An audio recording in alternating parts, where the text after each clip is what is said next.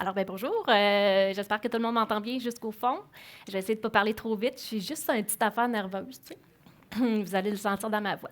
Donc, c'est ça. Je m'appelle Dominique Dumas. Je suis copropriétaire avec mon conjoint Frédéric Lebel, qui est assis là-bas, de la ferme à l'herbe Bouvillon de Pâturage, qui est située à Pont-Rouge. Yes. Donc, Pont-Rouge. Pont-Rouge, c'est 30 minutes à l'ouest de Québec, sur la rive nord. C'est une région au relief relativement plat, qui est beaucoup une région laitière et de grande culture. Outre à part que les fermes laitières, là, il n'y a pas beaucoup d'élevage. On n'est pas en surplus de phosphore dans la région de Portneuf, mais vraiment pas. Le fumier est rare et très convoité. Donc, nous, personnellement, on a 127 acres de terre, donc 81 acres qui sont en pâturage. C'est tout clôturé. Le sol est variable, c'est-à-dire que plus de la moitié est un sable de plage, un sol sablonneux. Puis l'autre moitié, il y a un petit peu de loam argileux avec un peu de terre noire. C'est un ancien rebord de tourbière, là, donc on peut sentir le gradient de différence de sol dedans, mais il n'y a aucun drainage souterrain. La partie plus laumeuse, là, c'est un drainage de surface, puis le sable, là, pas besoin de drainage du tout.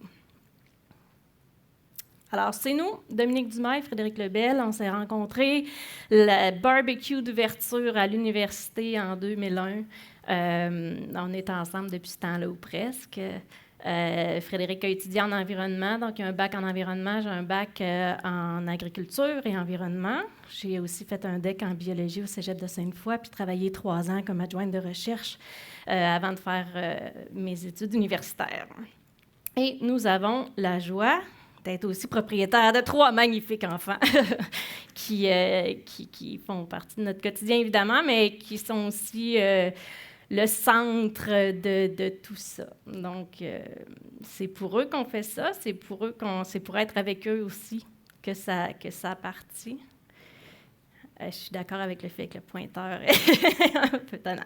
Donc, on a acheté la terre en 2006. Frédéric et moi, on n'a ni un ni l'autre grandi sur une ferme. Quand on s'est connus, on avait l'intention de s'établir en agriculture. On avait une vision d'une agriculture durable. Au départ, ce qu'on avait comme plan d'affaires, c'était une ferme qui était maraîchère, une ferme maraîchère bio en panier de légumes, en agriculture soutenue par la communauté. C'est comme ça qu'on entrevoyait notre établissement parce que c'était un peu la meilleure façon qu'on avait trouvé de rendre ça économiquement possible. C'était ce modèle-là. Donc, à la sortie de l'université, on s'est mis à chercher une terre. Nos critères, c'était entre Québec et Montréal, parce que je viens de Québec, je viens de Montréal. Pas trop loin d'un grand centre pour pouvoir vendre nos légumes. Pas trop une grande terre, parce que si on a trop d'hypothèques, on ne sera pas capable d'arriver au bout de la ligne. Puis, on a eu de la misère à trouver, parce qu'on rentrait directement en compétition avec les gentleman farmers qui voulaient juste quelques chevaux. Puis, avec toutes les règles de CPTAQ, bref, on a fini par trouver en 2006 la terre qu'on occupe actuellement à Pont-Rouge, qui était un champ de maïs après maïs, avec une rotation de soya à l'occasion, comme ça depuis vraiment plusieurs années. Donc, le sol, c'était pas un sol vivant comme on le veut. C'était vraiment considéré plus comme un substrat. Donc, on met de l'engrais, on met de la semence, ça pousse, on récolte, on laboure, puis on passe au suivant. Donc, c'était ça, là, notre point de départ. On a déménagé des bâtiments, on a fait un chemin, les puits, l'électricité, les clôtures, on a déménagé une maison. Puis au travers de tout ça, on avait un travail à l'extérieur parce que ce qu'on voulait, c'était de faire diminuer l'hypothèque le plus rapidement possible pour pouvoir faire la transition sur la ferme.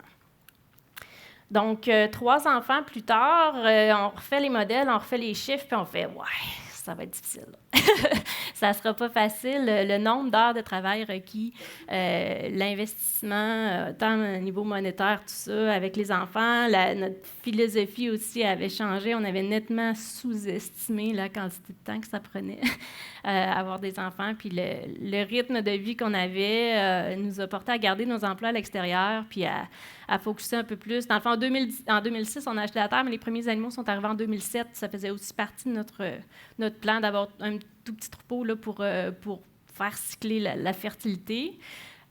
Puis ces animaux-là, ben, on a appris à élever des animaux selon nos valeurs à nous, puis avec l'expérience qu'on avait là, pendant ces 10 années-là. Puis en 2016, j'ai écouté un TED Talk d'Alan Savory au sujet de la lutte au changement climatique, comment utiliser, puis j'aime pas trop le mot « utiliser », mais comment on peut donner la place aux animaux dans l'écosystème pour lutter contre la désertification.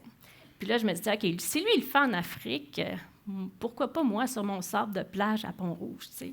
Puis on dirait que tous les morceaux du casse-tête qui étaient, tu sais, le côté environnement, le côté bien-être animal, le côté respect de nos valeurs, le côté logistique, tu sais, travail, famille, la ferme, ça allait tout prendre sa place dans ce modèle-là à ce moment-là en 2016, puis j'ai fait, OK, c'est ça, là. C'est ça que je veux faire, puis c'est comme ça que ça va marcher. Donc, en 2017, on a en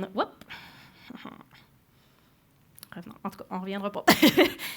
Voilà.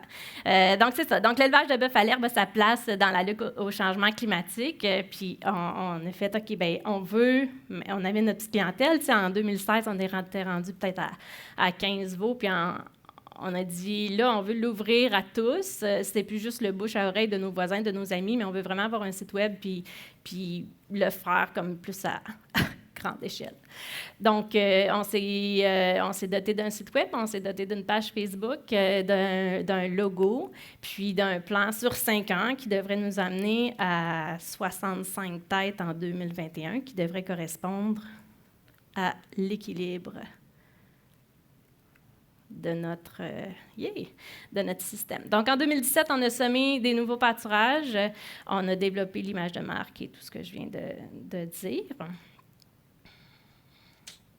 Donc, on avait 15 en 2017, 25 l'année passée, 42 cette année. On devrait en avoir 50-55 l'année prochaine. Puis en 2021, on devrait atteindre l'équilibre à 60-65 têtes. Notre mission, à la base, c'est d'offrir à votre famille une source annuelle de viande saine et savoureuse dans le plus grand respect de l'animal et de l'environnement. Puis c'est vraiment un condensé de tout ce qu'on veut. Notre clientèle principale, c'est les familles. Ils achètent leur réserve de viande pour l'année. Il faut que ça soit bon, il faut que ça soit sain, il faut que ça respecte les animaux, puis ça respecte l'environnement. Fait que dans une seule phrase, on regroupe tout ça. Un élevage durable. Il y a des certifications bio, il y a des certifications de toutes les affaires, de bien-être animal, mais le durable, ça veut dire quoi? Il n'y a aucune certification durable, puis même la définition est extrêmement variable d'une personne à l'autre. Pour nous, le durable, c'est un équilibre. Donc, c'est un troupeau qui est en équilibre avec son environnement.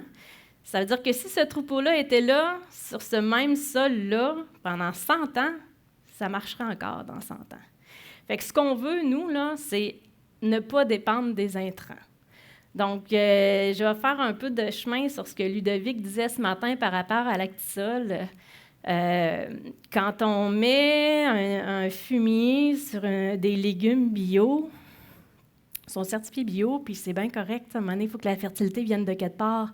Mais nous, on a décidé que la fertilité, on n'allait pas dépendre d'intrants de fertilité.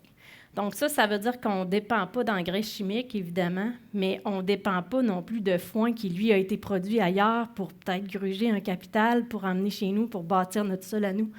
Donc, on veut vraiment que tout se fasse à l'intérieur de notre écosystème. Donc oui, il rentre des veaux, il rentre des sels minéraux. Puis, il faut que ça s'arrête là. Donc, ce qu'on veut, c'est un sol qui se maintient ou qui s'améliore. Donc, d'une année à l'autre, on veut que la productivité augmente. Puis, on veut aussi, dans le mot durable, là, il y a aussi il y a les consommateurs, moi, je veux qu'ils reviennent. Il y a les propriétaires ou les employés qui doivent être capables de soutenir le rythme et la charge de travail, tu sais, tant au niveau familial qu'au niveau personnel. Si moi, j'ai une méthode de travail qui me brise le dos, bien, c'est pas durable. Parce que dans 10 ans, si je ne suis plus capable de faire ma job, bien, ça veut dire que moi, ça n'aura pas été durable, mon affaire. Donc, voilà mes définitions de durable. Façon de faire, il n'y a aucun pesticide sur nos terres, ça c'est non négociable. Comme je disais, là, on ne veut pas importer des engrais, des aliments qui proviennent de l'extérieur de la ferme. Le moins de machinerie possible. On en a un tracteur. Il est utile pour aller donner une balle de foin quand on en a besoin, mais la ferme, dans le quotidien, c'est beaucoup moi qui fais les opérations. Puis moi, là, moi puis les moteurs à gaz, là, on a vraiment une relation de haine. Là, j'ai ça. Je vais faire bien des affaires, là, mais de la machinerie le moins possible. Pas de facteur de croissance, pas d'hormones, pas d'antibiotiques, sauf en dernier recours. Évidemment, si jamais je fais tout ce qui est en mon possible pour éviter que mes animaux tombent malades, mais si jamais j'en ai un qui l'est, je ne m'acharnerai pas à dire non, non, non, je ne te traiterai pas, puis organise-toi. Là, pour des raisons de bien-être animal, on va les traiter. Puis un de nos objectifs principaux, c'est que notre ferme soit carboneutre ou mieux. Carbonégatif serait génial. On l'utilise, l'os qui vient de vous être présenté, là, on l'a utilisé pour rentrer là, toutes les composantes de notre ferme. Puis on arrive à la carboneutralité. Puis même, il y a une année qu'on était dans le négatif. Donc oui, le négatif est possible dans leur modèle de l'os. Une des composantes principales de notre système, c'est qu'on achète des veaux. Fait qu'à la base, nous, ce qu'on fait au printemps, on achète des veaux qui sont sevrés. On n'a pas les mères chez nous. Donc, on achète des veaux qui sont sevrés, quelque part entre 500 et 600 livres. Ils ont passé les 6 premiers mois de leur vie à boire du lait de leur mère. Ils ont été sevrés. Au lieu de s'en aller dans les parcs d'engraissement, on les détourne, on les amène à l'herbe chez nous. Donc, évidemment, notre système dépend aussi de la qualité des veaux. On veut des beaux veaux, de la bonne génétique, des veaux qui sont en santé, qui n'ont pas été ramenés, achetés mal en point, récupérés, retapés, puis revendus, parce que là, ils ont l'air pas pire. Donc, on fait affaire maintenant directement avec des éleveurs vaches-veaux. Puis, on veut qu'eux aussi trouvent leur avantage. Fait que dans le mot durable, moi, je ne veux pas essayer d'aller gratter la dernière scène de l'éleveur pour le mettre... la corde au cou pour qu'il ne soit plus là l'année prochaine. On veut vraiment qu'il trouve son compte, que moi, j'y trouve mon compte, puis qu'on ait le goût de travailler ensemble pendant longtemps. Donc, on se base sur le prix des encans, plus avantage. C'est-à-dire que le poids de l'animal est pesé directement à la sortie de la ferme du vendeur. Fait que tout ce qui est freinte, le shrink, c'est absorbé par moi, si on veut, là. C'est moi qui paye le transport. Puis, d'un autre côté, il faut que les veaux correspondent aux critères des encans spécialisés, donc des veaux qui ont été vaccinés, qui sont écornés, castrés si c'est des mâles. Mais ceci dit, je préfère les femelles. Je préfère les femelles parce que dans mon système, étant donné que je les abats jeunes, les femelles ont une meilleure qualité de viande. C'est comme s'ils venaient matures plus tôt, fait que ça donne quelque chose de meilleur et sont moins chers.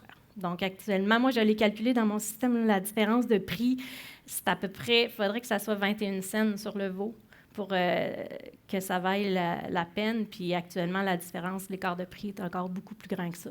Donc, pour cette raison-ci, cette année, sur 42 têtes, j'avais 37 femelles. Voilà, donc on achète des veaux au printemps. Aussitôt que l'herbe est prête, on les amène chez nous. On les met sur pâturage rotatif intensif, en mob grazing, avec des changements d'à peu près, en moyenne, 4 fois par jour. Voilà. Donc, ça, c'est notre mob grazing. On voit là, ici, c'est une parcelle qui a subi une pression du troupeau pendant 4 heures. Puis, après 4 heures, je les change de place. Donc, partout, j'ai des points d'eau au centre de chacune de mes parcelles. Moi, avec les cordes et les petits piquets que vous voyez, je fais des pointes de tarte autour de mon abreuvoir. Puis, je les change aux 4 heures. 4 fois par jour, à peu près. Donc, plusieurs personnes me disent « Ouais, mais 4 fois par jour, vraiment? C'est vraiment nécessaire? » Un cycle de 4 heures, je trouve que c'est le cycle des animaux. T'sais, ils vont manger, l'herbe est longue, ils se bourrent la face pendant à peu près 1 heure. Après ça, ils vont ruminer. Puis comme ils se relèvent, puis ils disent « Ouais, j'ai faim. » Je suis là, puis je les change de place. Fait que c'est vraiment, je trouve, ça va bien avec leur rythme naturel. Donc, on fait aussi... je vais peut-être revenir un peu en plus sur le mob grazing, puisque j'ai le temps. C'est sûr qu'au début, on ne faisait pas des rotations aussi fréquentes. L'impact qu'on a vu, l'avantage d'avoir des rotations fréquentes, c'est vraiment au niveau de l'uniformité. Donc, ils vont, peu importe qu'est-ce qu'il y a du pissenlit au travers, il y a des plantes qui aiment moins, mais si elles sont au bon stade, ils vont les manger pareil. Donc, le troupeau arrive, il mange tout égal, il répand son fumier égal, puis il piétine égal, puis après ça, on le change de place. Fait qu'il n'y a pas de touffe qui vient plus mature parce que cette plante-là, ils l'aiment moins, puis ils ont l'embarras du choix, fait qu'ils vont choisir l'autre d'à côté. Tout est mangé pareil. Puis, c'est vraiment ça un gros avantage du mob grazing. Et même si ce n'est pas scientifiquement prouvé, je suis convaincue qu'ils mangent plus. Parce qu'à chaque fois qu'on les change de place, c'est comme si on leur offrait une belle grosse assiette de salade fraîche, puis ils font miam. Fait qu'ils changent de place, ils mangent. À chaque fois qu'on les change, ils mangent. L'été, il fait 32 degrés au gros soleil, sont à l'ombre, sont bien chill. J'ouvre la clôture, ils se déplacent tous, puis ils sont bien contents d'aller se bourrer à la face l'autre bord.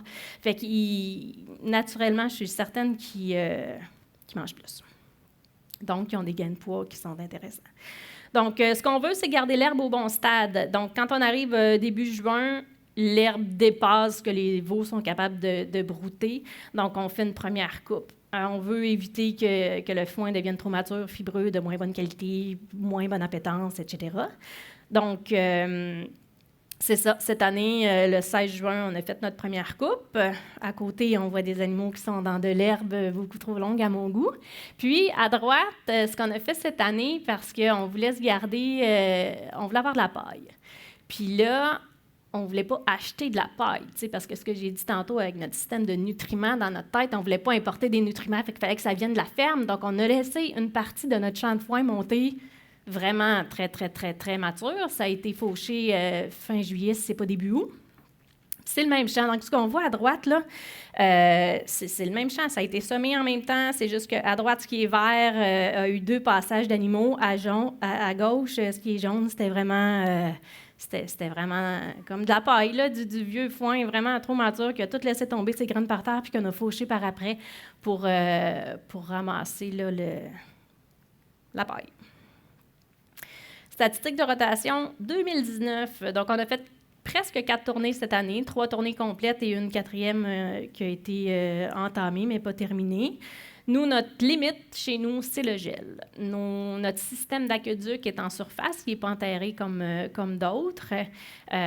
Puis, à partir du moment où ça gèle, je dois sortir mes animaux du pâturage. Je les amène dans un endroit où on a un abreuvoir qui est chauffant. Donc, là, je les nourris avec notre première coupe qu'on a récoltée. Ça, c'est mes résultats de gain de poids de 2018. Mon dernier groupe de veaux de 2019 est parti hier. Je n'ai pas fini mes stats encore. J'aurais aimé vraiment ça, avoir mes stats 2019, mais je n'ai pas encore mes poids, donc c'est ça. Je ne pouvais pas vous les présenter. Mais tu sais, ce qu'on vise, là, c'est tout le temps en haut de 2. Là, on veut plus que 2 livres de gain moyen quotidien. C'est certain. L'année passée, avec le total de troupeaux, on avait 2,31. On a un groupe qui a fait 2,8. Je ne sais pas si on va être capable de le répéter dans le temps. Hein? Ça serait vraiment cool d'avoir 2,8 tout le temps, mais l'avenir le dira. Variation des gains de poids. J'ai trouvé ça intéressant de voir, je ne peux pas faire un lien direct entre le nombre de rotations par jour puis le gain moyen quotidien, même si ce tableau-là tend à faire ça. Le nombre de rotations par jour, 1 à 2. En 2016, on avait un GMQ à 1,3, puis ça monte graduellement. Puis en 2018, j'avais 4 rotations par jour avec un gain moyen quotidien à 2,3. Mais c'est pas aussi linéaire. Il y avait toutes sortes d'autres paramètres. Puis d'un point de vue scientifique, là, je ne peux pas dire que c'est uniquement le nombre de rotations par jour qui a fait augmenter mon gain moyen quotidien, mais ça a certainement contribué. Actuellement, tout ce qu'on avait comme infrastructure, c'était le corral que vous voyez. Très rudimentaire, en bois, avec un petit couloir qui mène à une cage de contention, en dessous de laquelle on pouvait essayer de faire fitter une balance. C'était pas l'idéal, mais ça fait le job. Donc, on utilisait le corral aussi. Donc, à l'arrivée des veaux, ils arrivaient là-dedans. On les avait 10-15 à la fois. Puis on leur laissait le temps de se calmer là. On les habituait aux clôtures électriques dans ce corral-là. Ce qu'on ne voit pas ici, là, il y a une espèce de rond, là. Fait que je mettais... je pense que je vais le voir plus loin, en tout cas. Je mettais le minéral et l'eau d'un côté avec le foin de l'autre côté. Donc, il y avait l'obligation de faire le tour de la clôture électrique pour pouvoir passer d'un côté à l'autre. Donc, s'ils ne connaissaient pas la clôture électrique, bien, ils la découvraient à ce moment-là. Puis après, avant de les envoyer au champ, j'ouvrais la porte de bois du corral. Puis là, je mettais le fil de métal. Puis là, ceux qui avaient le goût de passer au travers du fil de métal, bien, ils découvraient le fil de métal. Donc, d'une façon ou d'une autre, là, il fallait qu'ils respectent la clôture avant d'être envoyés lousse dans le champ. Donc, les clôtures, il y a toutes sortes de systèmes de clôture. Celui que nous, on trouve très simple, on a des piquets de sets disponibles dans la région à prix raisonnable. On passe avec la remorque, tac, tac, tac, tac, on étale tous nos piquets de sets à la bonne place. On fait un deuxième tour avec le tracteur. Il y a une personne qui tient le piquet debout, l'autre qui l'enfonce avec le tracteur. Puis une équipe de jeunes ou de moi ou de quelqu'un que ça y tente, d'installer des isolateurs avec la drill. L'autre, il va accrocher le fil dessus, puis on fait de la clôture dans un temps vraiment très raisonnable. Ça, c'est mon type d'abreuvoir que j'ai. Encore une fois, c'est super simple. Là. C'est vraiment la simplicité, le mot d'ordre. Plusieurs animaux peuvent boire autour en même temps. Il n'y a pas trop de compétition pour le point d'eau. Quand les animaux se déplacent ailleurs, je tire le bouchon, je vire l'abreuvoir à l'envers pour pas qu'il vienne plein d'algues et tout ça. Puis quand on revient dans la parcelle, je la tourne à l'endroit, je la remplis. Puis c'est pas plus compliqué que ça. On a cette année une ombrière mobile qu'on a faite. On est bien, bien, bien contents parce que c'est ça. La limitation du mob grazing puis de contrôler vraiment à quel endroit ils vont être dans le champ, c'est qu'il n'y avait pas d'ombre. Plus ça va, plus il y a des épisodes de canicule, plus il y a des journées chaudes. Et quand il fait en haut de 30, que tu es un bovin puis que tu es au gros soleil, tu trouves ça rough. Fait que nous, en tant qu'éleveurs, on avait de la misère à dire oui, bien, on favorise le bien-être animal, mais nos animaux en temps de canicule sont au gros soleil parce qu'on veut contrôler là où ils broutent. Ça commençait à être un peu plus tannant. Fait qu'on a décidé de construire une ombrière mobile. On avait le trailer qui est là, qui était disponible chez nous. On avait un vieil abri tempo qui était parti au vent, qu'on avait gardé la structure. On avait des vieux tuyaux d'irrigation de 20 pieds de long en aluminium. Fait qu'on a tout mis ça ensemble, puis on a fait quelque chose à très faible coût avec une toile de pépinière. Donc, c'est la seule vraiment chose qu'on a achetée. Là. La toile est fixée avec des wire locks, des systèmes pour retenir la toile sur des serres. Fait que, ben mine de rien, en dessous de ça, il rentre 40 bêtes facilement. Puis je penserais même qu'il pourrait en avoir un peu plus. Puis si on voulait, on pourrait même mettre des extensions vers l'avant et vers l'arrière, là, ce qu'on n'a pas fait encore sur la même structure. Fait que ça, ben il y a juste un essieu sur la remorque, là, mais il est tellement balancé parfaitement, là, puis on pensait que ça allait le faire, mais on était vraiment content de voir que sans calcul ingénieur, là, au pif, ça a vraiment bien réussi. Le trailer, avant qu'on mette tout le stock sur le dessus, il était ultra lourd. J'étais à 2 mains, là, puis je me pétais le dos à essayer de le lever la pôle. Puis, étant donné que la structure dépasse vers l'arrière, il est vraiment mieux centré sur l'essieu, fait que ça se lève très facilement, ça se tire aux 4 roues. Donc, on déplace l'ombrière là, avec le troupeau d'une parcelle à l'autre, là, puis quand ils en ont besoin, ils ont de l'ombre. Quand il fait 15 degrés, ils n'ont pas vraiment besoin d'avoir l'ombrière qui se déplace avec eux, là, mais en cas de besoin, on la sort. Notre mode de mise en marché, c'est tout commercialisé directement aux consommateurs. Donc, nous, on ne fait pas de marché public. On ne vend pas à la pièce, on ne vend pas à des boucheries, on ne vend pas à rien d'autre que direct le consommateur. Donc, le plus petit format, c'est un quart de bouvillon, c'est récent. Sinon, c'est des demi ou des bouvillons entiers. Donc, notre client type, c'est une famille de banlieue qui veut bien manger, qui a une conscience environnementale, qui est très sensible au bien-être animal. Donc, ils passent une commande via notre site web, ils donnent un dépôt qui correspond à 500 $ par demi-bouvillon. Donc, typiquement, les gens vont commander au printemps. Nous autres, avec le dépôt, on achète les veaux, donc on se tient loin des marges de crédit. Puis pour ça, ben, on les récompense. C'est-à-dire qu'on offre un rabais à ceux qui commandent avant le 1er mai. Donc, avant qu'on achète les veaux, ceux qui nous ont déjà commandé puis qui nous ont donné leur dépôt, ben, on leur refile le rabais d'équivalent de l'intérêt de la marge de crédit qu'on a sauvé finalement. Fait que ça convient vraiment à tout le monde. C'est une découpe qui est personnalisée. Donc, le client va pouvoir choisir est-ce qu'il préfère des T-bones ou il aime mieux avoir contrefilet, filet mignon des ossets, de quelle façon il veut que son animal soit découpé. Puis, on va livrer une fois dans l'année. Donc, nous autres, c'est all in, all out. Nos veaux arrivent au printemps, puis ils partent tout à l'automne. Les derniers sont partis hier. Cette année, on a 4 journées de livraison, donc on a des points de chute différents.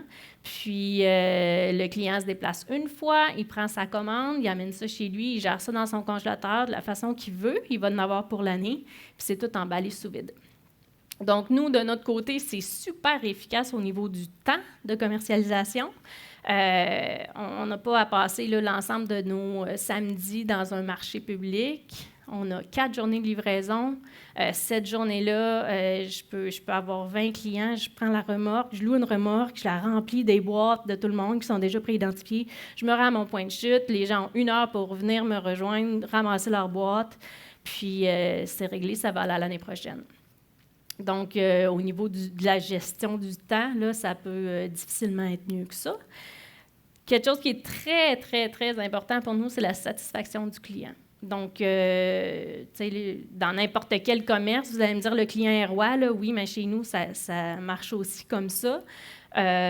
Puis, il se développe un sentiment d'appartenance entre le client puis la ferme. Puis, les gens sont fiers de manger cette viande-là, puis nous, on est fiers de leur produire, puis tout le monde est content, tu sais.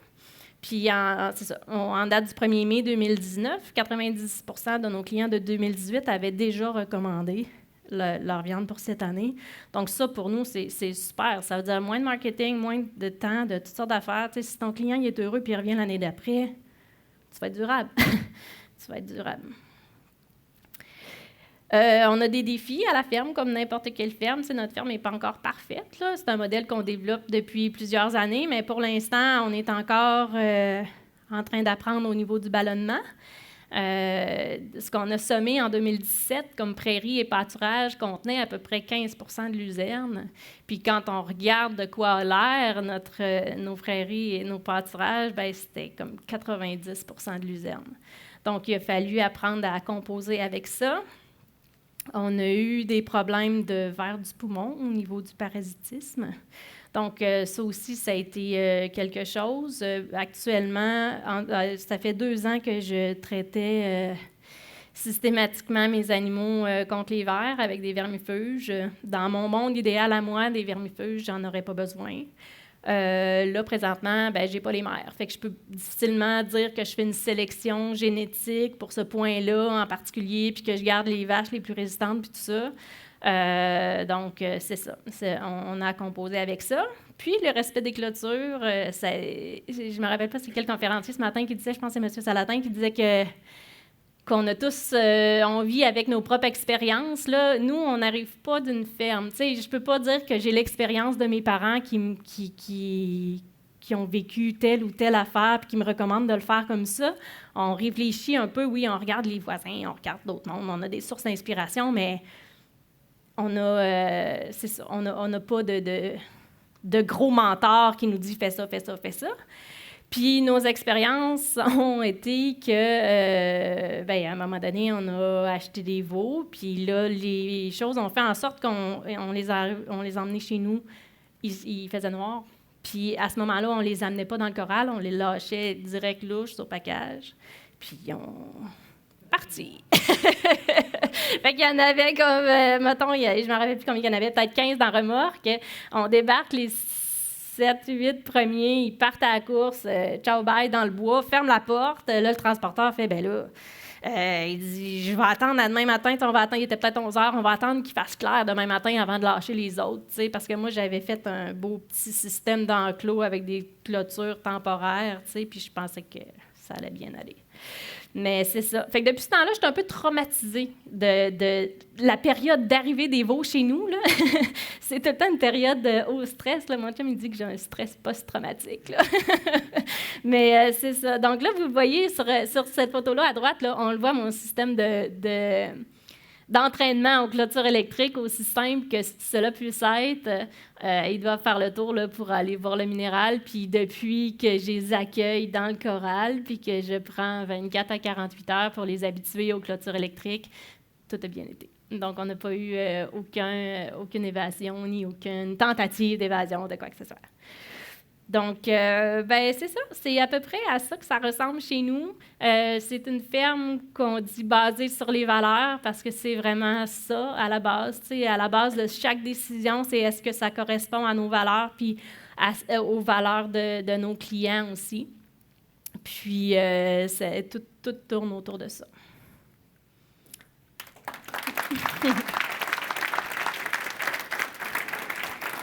Merci.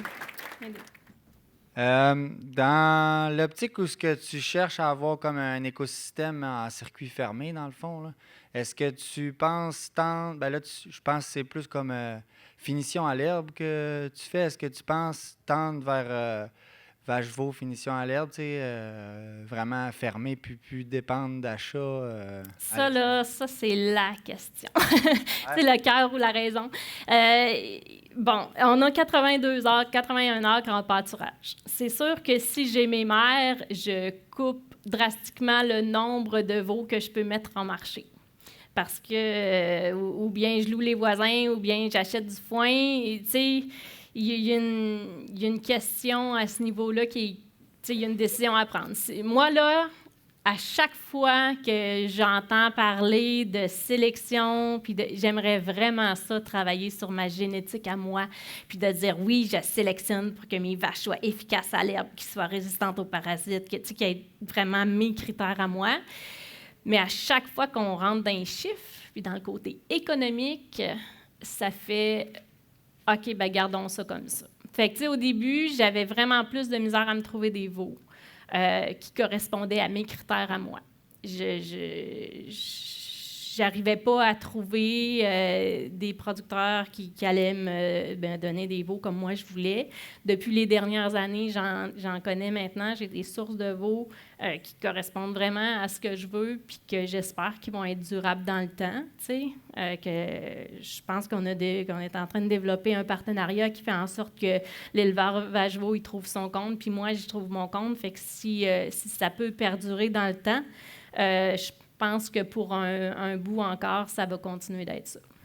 Juste rajouter aussi à ça que c'est une des problématiques qu'on avait, qu'on ne pouvait pas avoir les mères, c'est qu'on avait 0 bâtiment. Là. Comme Dominique a expliqué, on a parti avec un champ de maïs.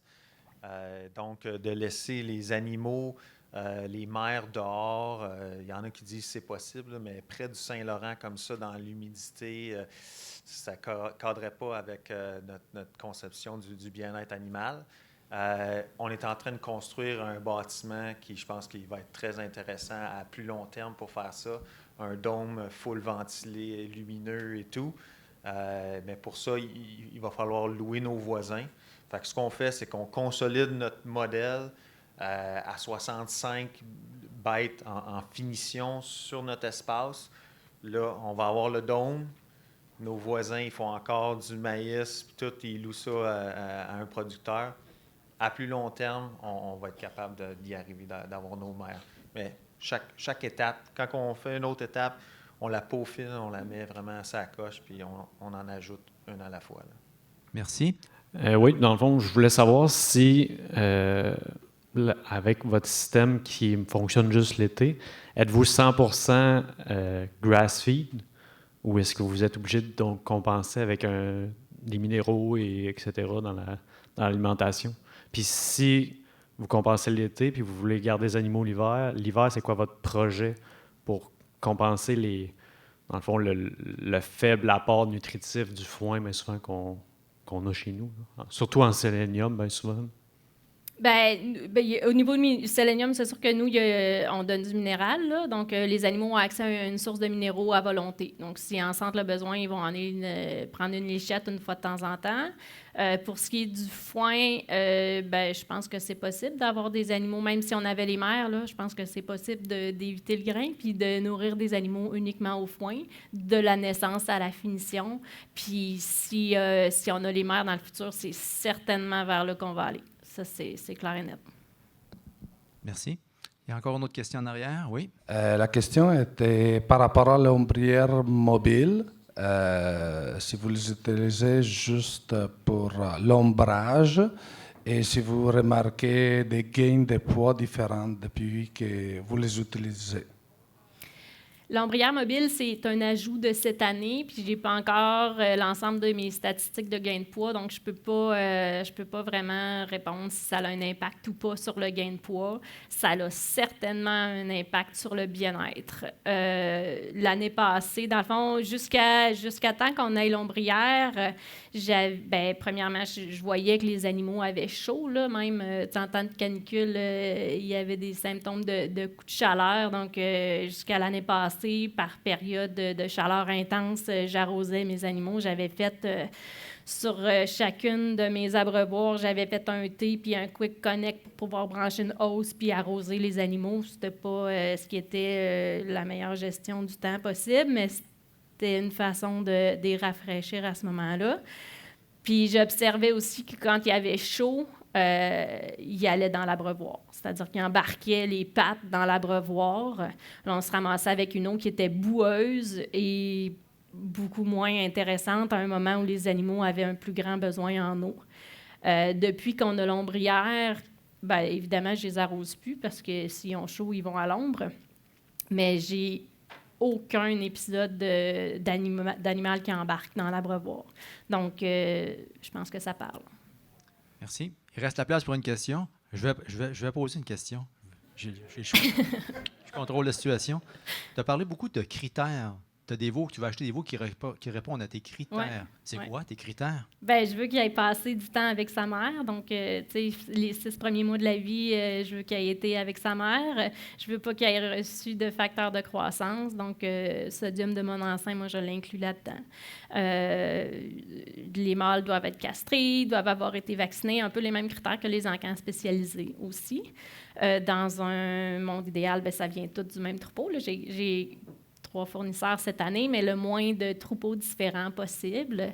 Puis, je veux travailler avec des éleveurs qui ont un système de manipulation des animaux qui correspondent à mes valeurs aussi. Fait que c'est des éleveurs qui sont calmes, qui ne vont pas bourrasser leurs animaux puis les traiter de toutes sortes de noms. Puis, ils vont travailler adéquatement avec leurs bêtes. Excellent, merci.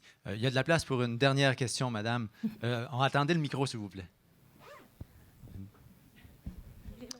Est-ce que tu as des races particulières ou non? Là, ça donne que... ça donne. C'est pas un hasard, là, c'est Angus Cimental principalement. D'accord. Ouais. Madame? Alors, ma question a un rapport à l'aspect affaires de l'élevage. Tenant compte du temps que vous accordez au troupeau et tous les intrants, est-ce que ça rapporte? À la fin, après que vous êtes à la fin de l'année, est-ce que ça rapporte? Il faut. Dans votre cas, est-ce que ça a été le cas? Oui, ça a été le cas. Oui. Il faut. Ça fait partie du côté durable aussi. Oui, j'adore ça. Pour moi, l'agriculture, c'est une passion, mais on a des bouches à nourrir. Fait que il faut que ça paye. Il faut que ça paye l'hypothèque. Il faut que ça paye l'amortissement des infrastructures, les abreuvoirs. Il faut que je paye les veaux. Puis au bout de ligne, il faut qu'il me reste un salaire à moi. Donc, oui, il en reste. Il en reste. Puis la façon qu'il en reste, c'est de faire la commercialisation directe. Parce que si je vendais au bout de la ligne, à l'automne, si je vendais mes veaux à l'encan, ça sera un négatif. Pour chaque tête, ça sera un net négatif. Alors que le fait de le vendre directement au consommateur, c'est d'aller chercher la tranche de revenus qui serait normalement allée au distributeur, au transport, etc., etc. C'est cette différence-là qui me permet, moi, d'avoir un salaire.